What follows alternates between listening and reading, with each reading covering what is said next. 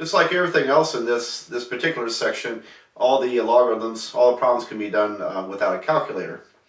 And so let's look at this one. Solve the log of 4x minus 8 equals to 2. So, did I forget something?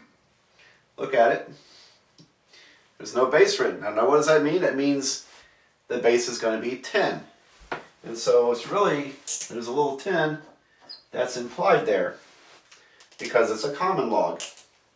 Alright, so to solve this, I'm going to put it in exponent form, which means my base to the second power, 10 squared, equals to the argument of the log function, 4x minus 8.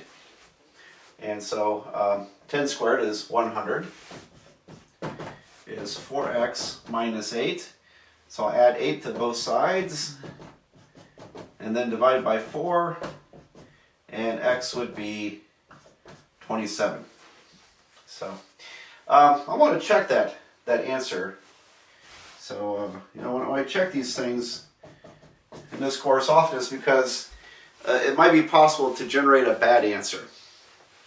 And that's not the case in this problem, but I just want you to be thinking in those terms, because sometimes logarithmic equations, by their very nature, can generate an extraneous or a bad answer.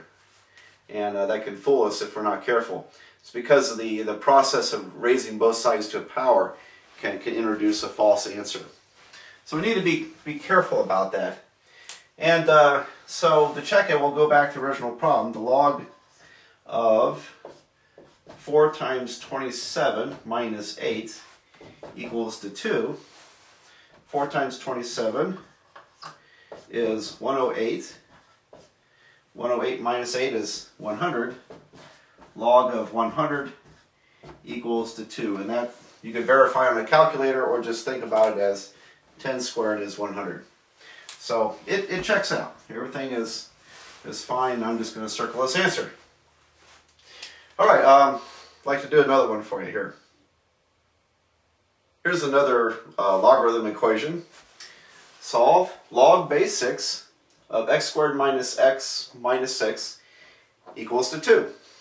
Alright, now it actually is possible to factor this, but it turns out it's not necessary in this problem. So I'm going to convert it to exponent form. The base 6 to the second power, 6 to the second, equals to x squared minus x minus 6. So now we have a quadratic equation to solve. And 6 squared is 36. So if I subtract 36 from both sides, I'll get x squared minus x minus 42 equals to 0. And then we could use the quadratic formula. In this case, I rigged the problem so it could be factored. And this would be x minus 7 times x plus 6 equals to 0.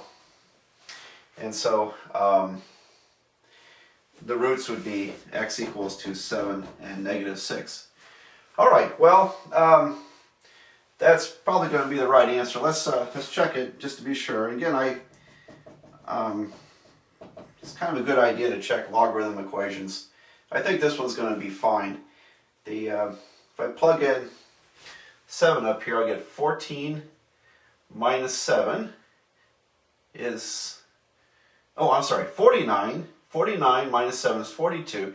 42 minus 6 is 36. So when x is 7, I get the log of 36 base 6 equals to 2. And that's okay because 6 to the second power is 36.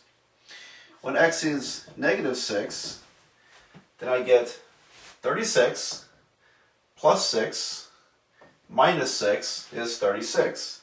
So I get the same thing. So both those numbers do work out in this problem.